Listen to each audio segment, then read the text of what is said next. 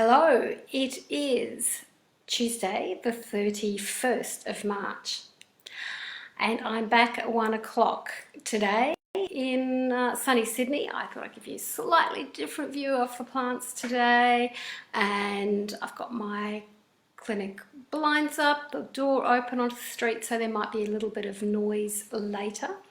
We will see how this goes. I just want to mix things up a little bit.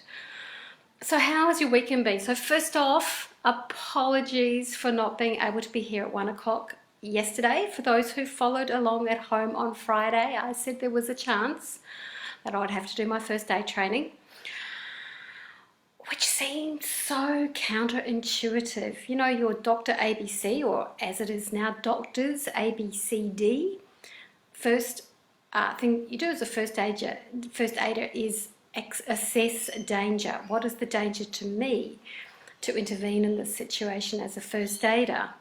Well, one was potentially travelling by public transport, which chose not to, and did a 45-minute walk each way in the rain initially instead. But also, did I want to be in a windowless, airless room with a number of other people? In the end, it was actually okay. We were spaced apart and we had to practice our bandaging on ourselves. We weren't putting anyone in the recovery position. We weren't touching anyone, and I've never seen so much liberal use of gloves and isopropyl alcohol wipes and hand sanitizer. So it was relatively okay, and it was a very small group of people, but the fact that I was put into that position was really where my discomfort was coming from, after I've kind of basically been self-isolating for the last 12 days. To actually have to go out into the world other than a well-curated walk around my neighbourhood just felt wrong, felt absolutely wrong. But I couldn't get dispensation from my professional association to let my first aid certificate lapse, which would happen in a couple of weeks' time. We have to have an up-to-date first aid certificate to remain a member of this professional association, or any professional association as a naturopath, and by extension to be covered for public liability and indemnity. And I couldn't allow that to lapse unless I had in writing express permission from my professional association. I contacted them a week out and they said, well, if they're running it, it must be okay, and we'll get back to you on this. So a week later, when they didn't get back to me, I felt like I had no choice. So that was a kind of a weird beginning to the week, weird end to the weekend. And how have you been going? So what's been happening? What I'm hearing is people are cooking more. People are relishing the exercise that they're doing, because now that access to the outside is a little bit more precious. People are connecting more and reaching out through isolation, which is a good thing, which led me to, I just came off a really great chat with a friend and mentor who was talking about how you can't get seedlings and practically seeds at any garden centre at the moment in Australia. In fact, I did pop into my, not quite so self-isolated, popped into my garden centre on the weekend, and there were very, very few seedlings left. It was incredible, which will encourage me that all those seeds that I've saved I will start raising, because at least in Sydney it's still quite temperate.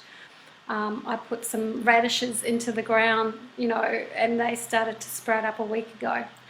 I'm really looking forward to getting to see my garden this afternoon in the community plot. I've even got friends knitting their own dishcloths, which I always find a bit extreme, I've got to say, knitting your own dishcloths. But the conversation with my colleague and mentor was around, this is the Digging for Victory, that people are returning to hearth and home, and some interesting things could come out of it. So kind of what I want to, can I use the word pivot? I'm not a huge fan of the use of that word. You can hear something in the background. It's actually Therapy Cat crying, wanting to come in. The pivot-ish thing is, are you at a stage yet, and we're all going through different waves of grief around this new normal for now, the stage yet to think about what are the opportunities that can come out of this. Are there opportunities for reinvention, the reinvention of self? Delivery truck going past. Reinvention of self. And is there a way, a part of the way that you're living now that you're really enjoying? So I just got a text, just seeing if she's on the phone, say that she's actually loving the opportunity to be at home, to stay at home with her baby and not have to be in the world and make that effort. So is this change in circumstances providing an opportunity for actually reinventing yourself, to reconnect with a part of yourself that you haven't had time to mine for a long time because you've been too busy with daily life? Or are you still madly scrambling, trying to put in the structure of this new life, that you're still in survival mode? I'm just going to break camera a minute and see if I can grab Therapy Cat.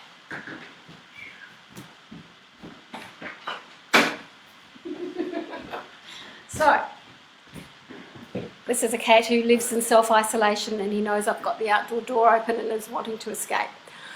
So this means I'm going to wrap things up now, because life is kind of interesting when you're trying to work with a cat, as I've discovered in these 6 years. Are you having fun working from home with an animal? Have a wee think, if you can, today about what part of yourself this crisis is going to give you an opportunity to let go of, and what is the opportunity to reclaim or to reinvent.